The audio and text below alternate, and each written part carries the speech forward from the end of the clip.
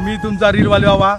आज लग्नानिमित्त मी पाथर्डी मुपो पाथर्डी तालुका कळंब जिल्हा धाराशिवा. तर आमच्या सोसायटीतले जुने रहिवासी दत्ता पिंगळे. तर आज त्यांच्या शेतावर आलेलो आहे. हा शेताचा व्हिडिओ तुम्हाला कसा वाटतोय, आवडला तर माझ्या चॅनल लाईक सबस्क्राईब करायला विसरू नका. तुमचा रीलवाले बघा पाहू शकता. पुरेपूर आनंद घेतोय. हे आमचे सोसायटीतले आमचे अध्यक्ष शशिकांत आंबरे. तर खास आम्ही ही धावती भेट आहे. तर हा पाहू शकता तोतापुरी आंबा. हे बघा हे केशर ना. हा केशर आहे. हे बघा हे केशराची झाड आहे. केशर ते हे बघा कशी फळं त्याला लढलीत नुसती. सुंदर असं कलम. तिळ बघतो पण प्रत्यक्षात झाड कसं असतं. तर हे झाड तयार होऊन तीळ याच्यातनं तयार होतात.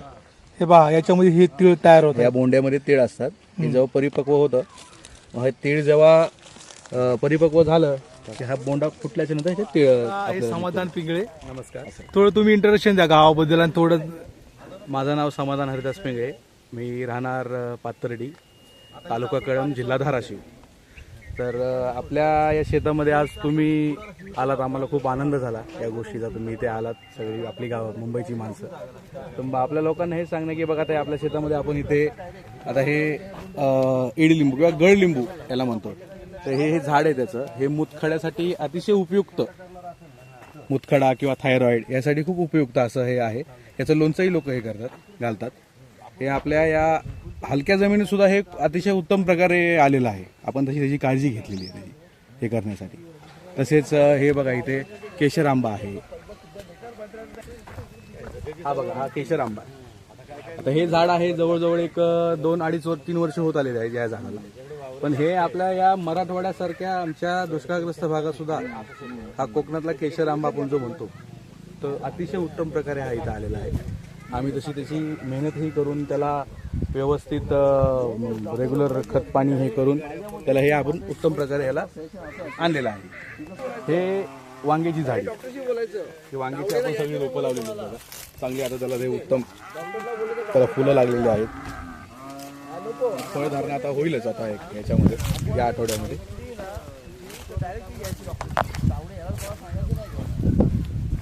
ही वांग्याची झाड. हा पण एक केशर आंब्याचा प्रकार. केशर हा बघा हे नुकतंच लावलेलं झाड आहे. नुकतंच लावलेलं झाड आहे. त्याला बघा 3 फळं आलेली आहेत. तर झाड लावलं आपण शेतामध्ये आलोय आणि हे आपलं रायवळ. आता हा पाडा आम्हाला भेटलेत बघा. पाडाचा आनंद घेतोय आम्ही सर्वजण. भारी पाडाला आंबा लागलाय. हे पाहू शकता.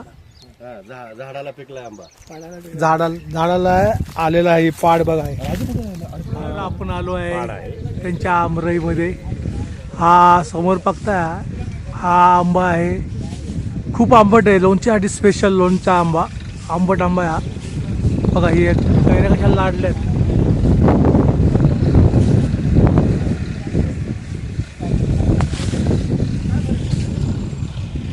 खास लोणच्यासाठी आंबा.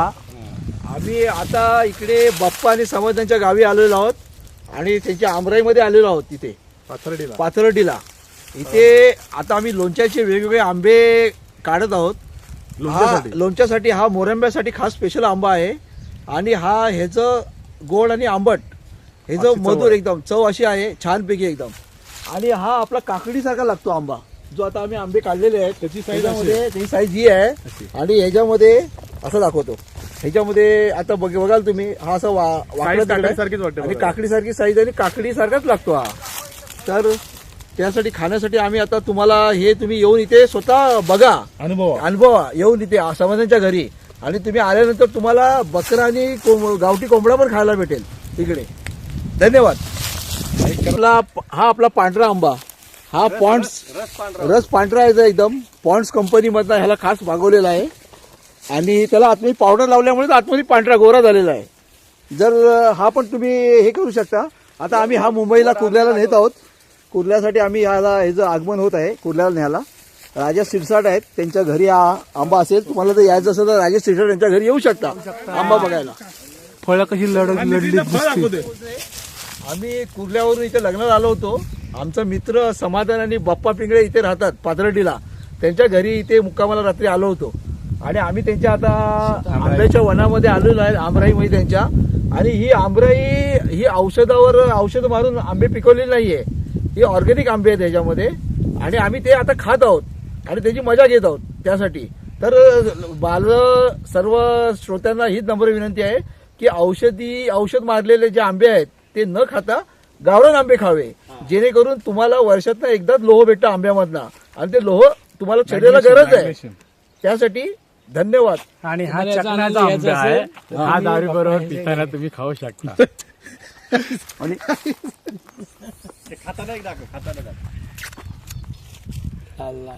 गोड आहे का? नक्कीच आहे का कोण काय आंबा आहे आणि मी आता खात आहे, बघा कसं. हा ठीक आहे जेवणार ना चकना. हा एक मोठा घेऊन आहे, शिल्लक राहिला तर राहू देऊ. ठीक आहे चालेल. पहा आम्ही मुंबईसाठी आंबे सगळे जमा केले ते बघा. हे नित्या तुला पाहिजे अर्धे अर्धे घ्यायचे. दिसत नाही मला बरा झाडावर.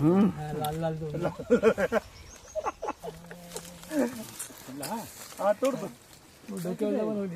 हा तोड. अरे ते उद्या बघा धमाल बघा आणि तर आता आपण आलोय पिंगळे यांच्या विहिरीवर. ही नवीन बांधकाम केलेली विहीर. तर पाहू शकता विहिरीला पाणी. तर आपण थोडक्यात सांगतील ह्याबद्दल माहिती. हे आपले दत्ता पिंगळे. ही महाराष्ट्र शासनातर्फे शेतकऱ्यांना विहीर मंजूर होते. 3,90,000 रुपये महाराष्ट्र शासनातर्फे शेतकऱ्याला देतात पूर्ण विहिरीचं. हे इकडे मराठवाड्यामध्ये पाण्याची किंवा कॅनलचं काही कमकुवतपणा आपलं कमी असल्यामुळं हे शेतकऱ्याला ह्याच्यावरच अवलंबून राहावं लागतं विहिरीबद्दल. त्यामुळं शासनाने ज्या काही शेतकऱ्यांसाठी योजना राबवल्यात त्यातली ही जलसिंचन विहीर. ते सोलर पण, ते लाईटीचा पण अनियमितपणा शेतकऱ्याला एका डीपीवर जास्त लोड असल्यामुळं लाईट ऐन पिकाच्या मोसमाच्या टायमिंगला लाईट कटिंग होते, त्याचं पुन्हा व्यवस्थित दुरुस्ती होत नाही. त्यामुळं शासनातर्फे बघू शकता सौर आहे, त्याच्यामध्ये पण 60-70% सबसिडी, 90% सबसिडी देत आहे शासन. ह्याच्यावर वीज निर्मिती होऊन मोटरनी तुम्ही सिंचन उपसा करू शकता पिकाला आपल्या पाणी देण्यासाठी. तर पाहू शकता विहिरीला सुद्धा पाणी आहे. आमचं खूप पाणी लागलेलं आहे आणि उन्हाळ्याच्या दिवसात पाणी आहे. आणि उन्हाळ्या दिवसामध्ये सुद्धा पाणी आहे. त्यामुळे बघा ही शेती हिरवीगार झालेली आहे. बघा हा ऊस लावला त्यामुळे. तर अशा शेतीमध्ये सुधारणा अशा केल्याच पाहिजे. नमस्कार मंडळी. त्या निमित्ताने रोजगार आम्ही आलो आहोत समाधान पिंगळे यांच्या घरी. आता भाभी आणि बापू पण आहेत इथे. त्यांनी आम्हाला आता गोटी आंबा खायला दिलेला आहे. हा बघा गोटी आंबा एकदम छोटा. तुम्हाला ही वाटेल की कैरी आहे, पण ही कैरी नसून हा आंबा आहे. एकदम छोटा नाजूक, आणि तो तुम्हाला पाथर्डीला येऊनच खायला लागेल. याची शाखा दुसरीकडे कुठे नाही, पाथर्डीलाच फक्त शाखा आहे. तर आपण लवकरात लवकर येऊन हा आंबा खाण्याचा प्रयत्न करावा, कारण हा आंबे संपत आलेले आहेत. त्यासाठी लवकरात लवकर यावं पाथर्डीला. आणि हे बापूंच्या शेतातले आंबे आहेत, त्यांनी सगळे जतन केले. संपर्क साधायला लागेल यासाठी आंबा खायसाठी.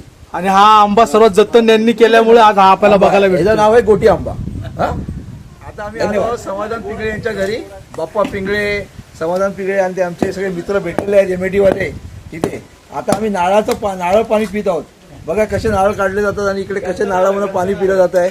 आणि एकदम छानपैकी मजा चालू आहे आमची. एकदम मजा, एकदम समाधानने एकदम चांगली सोय केलेली आहे. आणि संध्याकाळी बाकी सोय पण आहे सगळी. तर आता नारळ पाणी आता काढायचं वरती, नारळ आहे झाडावरती, आणि ते आता आम्ही काढायचं सगळं चालू आहे काम इकडे. तर आता थोड्या वेळाने आम्ही आता खोबरं आणि नारळ खाणार पिणार आहोत. एका आंब्याचा पण आनंद घेत आहेत. ओके ओके ओके चालू आहे याचा.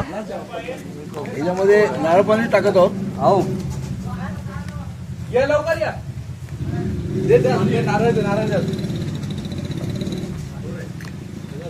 मुंबईकरांना मटणाचा पाहुणचार पाहू शकता. चुलीवरचं मटण.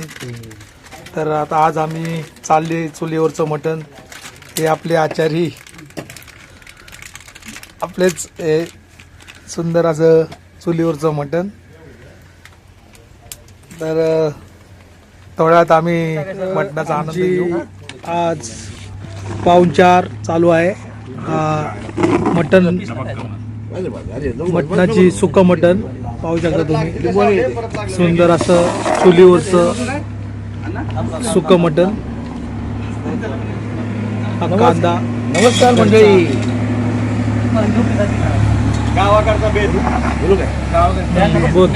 नमस्कार मंडळी. आज आपण आले आहोत समाधान पिंगळे आणि बाप्पा पिंगळे यांच्या घरी. आता आपण गावठी उस्मानाबादी बोकड आणलेला आहे आणि आज त्याच्यावरती आपण आता ताव मारणार आहोत.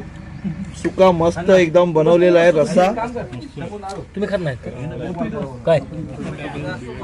सुंदर अशी तरी मटण तरी.